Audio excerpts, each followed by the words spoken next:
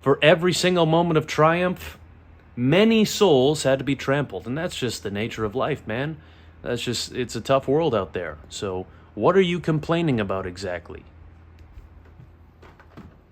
Anti-AI rhetoric is dangerous. That's my idea here, and I want to preface 100% by saying I did not believe in black and white binaries for most issues involving humanity, human ecology, and general black and white binary narratives are usually wrong. Very seldomly is life as simple as that. Now, I want you to ignore largely this canvas here. I went to bed last night feeling very anxious about this. This always happens. Painting is actually a horrible thing.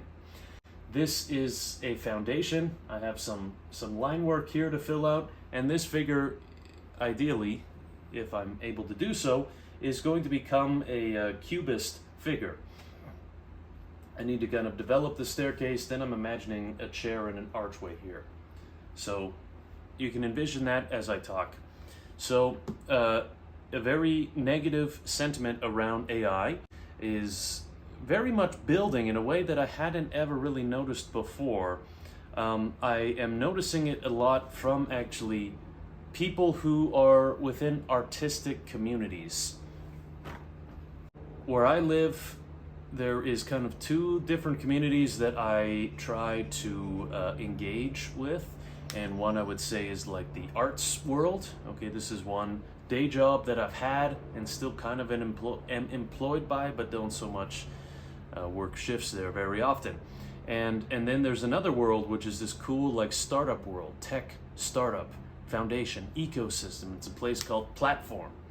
And it very much is a platform for people building startups, very broadly speaking. Those startups can increasingly be in AI, data collection, analysis, and then healthcare is another large dynamic there.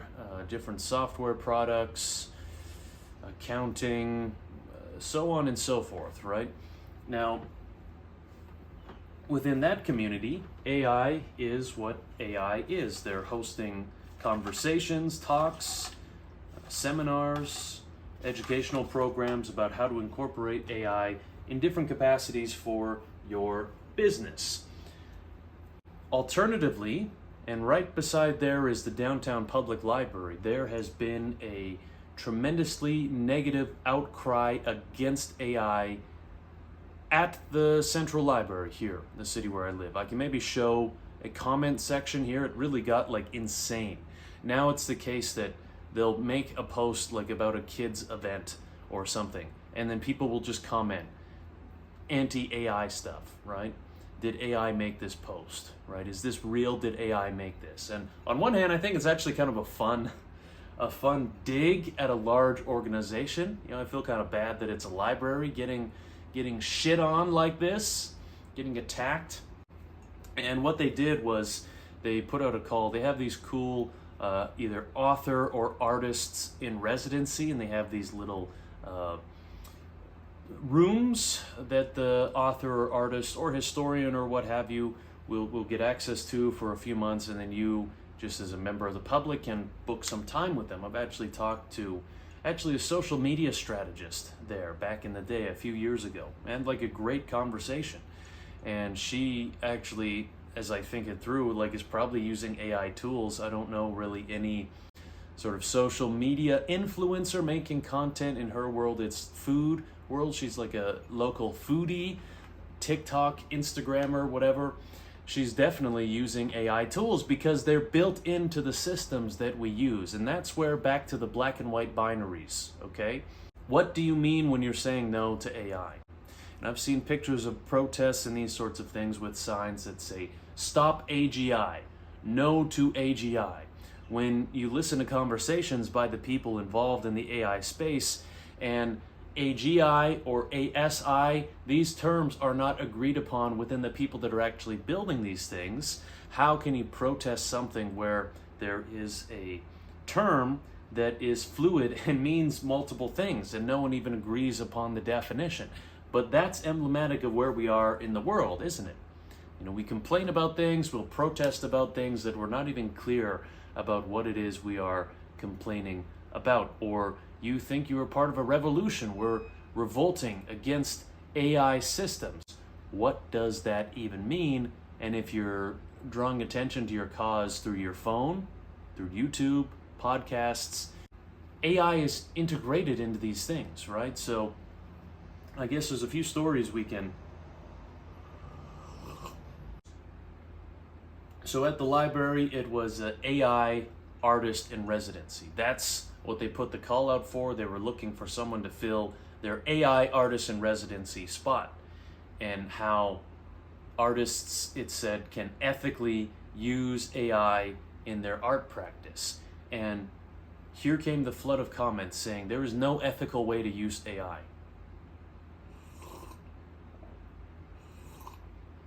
I think from an artist or writer's perspective, they're saying that from the point of view that AI has been trained upon the whole body of work that exists on the internet, from artists to writers. And therefore, if you're an artist who has put their work out there in the world and a photograph exists of it online, AI has been trained on that. It can generate artworks using your style. Therefore, it diminishes your value. That's kind of the argument, right? As a writer myself, I don't care. I see it as a collaboration, right? When I put works out there into the world, people can read them and they can use the talking points from my books as their own and not exactly credit me. In fact, I think that's the ideal situation, is you've made work that goes out there into the world and it just becomes a part of how people think themselves. They actually take your ideas to be their own. That is like, wow, my ideas were that powerful that people have just incorporated them into the way that they think. I don't need to be quoted for that. Of course, if I'm getting no financial return and my work has made a large impact, that's going to kind of suck. But is that my own fault for not developing a better system from the start? You could think about a fun thought experiment to do as well, is to study Andy Warhol and to think, how would he interact in the world today of AI? At the time, he was a very controversial figure, and I think a lot of artists actually just hated him. I think the same sort of reproduction of artworks, mass production, and doing something explicitly for profit was troubling to other artists, right?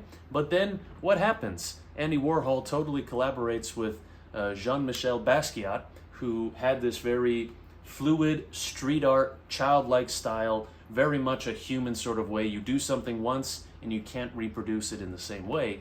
They collaborate, then they move forward. That's how I see the world of AI kind of going, right? Is like, you do actually think about how to be an artist to use AI, right?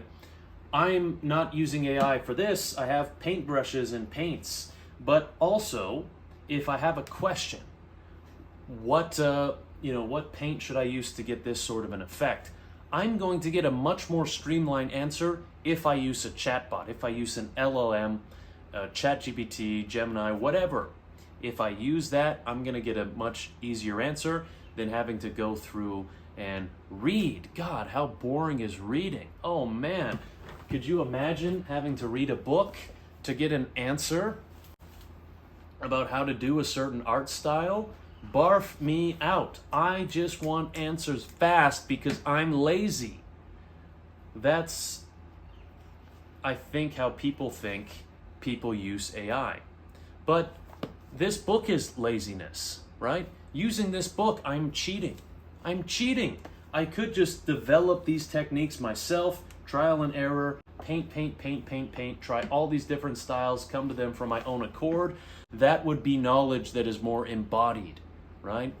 Reading this book, I'm just going to read these instructions and copy. I'm stealing from the people that created these techniques, right? Which the people that created these techniques aren't even credited in this book. It doesn't explain who started painting with acrylic on glass. You know, someone started doing that, and that was their incredible innovation, right? Drizzle and drip with string gel. But the problem is, with stuff like this, you cannot find the one singular creator of a painting technique. Therefore, you cannot give a specific credit to them. So that's the problem, is nothing about AI. The problem has always been something about how do people give credit to the people who invent things? And how do you do it in a way that is fair to those people so they feel as though they're getting the respect that they deserve? I think that's what it comes down to largely, is are you being respected as a human being? Is your work and your output and your ideas being respected by other humans? And that's a conversation that happens regardless of what the tools are that may or may not be stealing, copying your work, or integrating your ideas and taking it for their own. Whether it's a human being doing that or a system created by human beings which operates and parses through information and data much the same way, or at least similar or adjacent to how a human brain does it, then that's where we're at. And I don't think there's anything you can really say to that to say, stop AGI, stop ASI. What does that mean? Now, I understand the artistic debate, and I'm not particularly against that per se. But I also think you do need to allow for space. Like, what happened to diversity, equity, and inclusion, you know? Don't you want to include someone who wants to use AI in their artworks? Like, what the hell? I think so. Do it. Fine. That's cool. I don't want to engage in that. That's fine. I'm not going to shit all over you doing that. And then this poor guy, they actually found someone to fill this AI artist in residency role.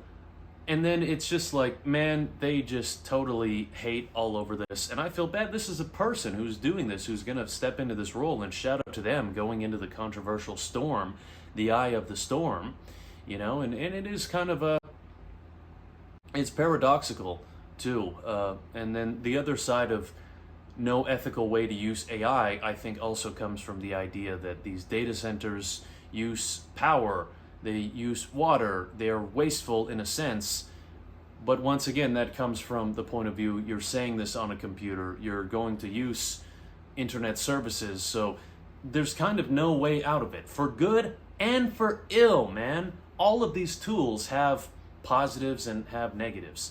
And we tend to not think of books as being a negative tool, but when the printing press first came out and was being utilized in mass producing pamphlets and stuff, it opened up many doors. It's opened up propaganda doors, different manipulation doors.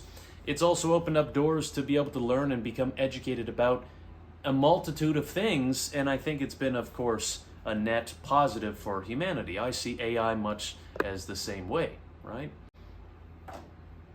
I think my little tripod has moved a bit. The foundation is coming out beneath me. Everything's becoming tilted a little bit. Listen, if somebody is going to... what is that on my camera? If somebody is going to have an anti-AI sentiments, I think that's fine. I'm just thinking these things through, and I think the larger that narrative grows, I just think be careful, you know? We could be complaining about something that is actually integral to the whole world that we exist in and everything that we utilize. And this could actually be a tool that could benefit your life, right? This could actually help your art practice. I do believe that. If you want to learn some things, you have access to a teacher who can teach you things that have been categorized throughout history. You know, I've been thinking a lot about Bauhaus, and I try to do that in some of my artworks. You know, the simple primary colors, square, triangle, and circle. And I've been watching documentaries, you know, about Bauhaus and the Bauhaus school. And, you know, an idea that I had is like, man, I could sit down and ask some AI system, one of the frontier models, as they're called, and say, I'm so fascinated by Bauhaus, will you operate as my Bauhaus instructor? Let's pretend that I'm enrolled in the Bauhaus school in 1930 whatever, and I am in the visual arts branch, and I want to major in painting. Give me some curriculum. Give me some tasks to do. I can take a picture of my artwork and say, review it, critique it, as though you're my Bauhaus instructor, as though you're Kandinsky, teaching me one-on-one. Alternatively, I can read books and I can watch documentaries, and I will do those and have done those. What's the next step in furthering my education? Well, going and interacting with someone who's actually been schooled and studied the Bauhaus school, well, those people aren't so accessible. And I'll have to spend money to probably travel to Europe and probably Germany to go and do this, or I'll have to go to art school here and engage with a professor and spend money to do such a thing. Now it's been democratized, and I can do this with AI, and it may not be at that level, but it can be the thing. Here's a staircase that I need to work on.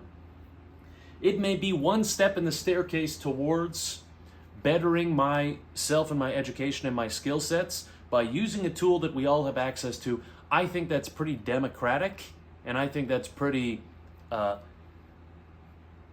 it's enlightening. It's incorporating different facets of human ingenuity and putting it all together, and you don't have to engage with it, but don't be so hateful towards people that are using it as a genuine tool for furthering themselves and advancing whatever it is that they're learning about and what it is that their craft is. As the great Dr. Gonzo Hunter S. Thompson once said, for every moment of triumph, many souls had to be trampled upon. And so that's the same with AI. That's the internet, that's painting, that's books. For every single moment of triumph, many souls had to be trampled. And that's just the nature of life, man. It's a tough world out there. So what are you complaining about exactly?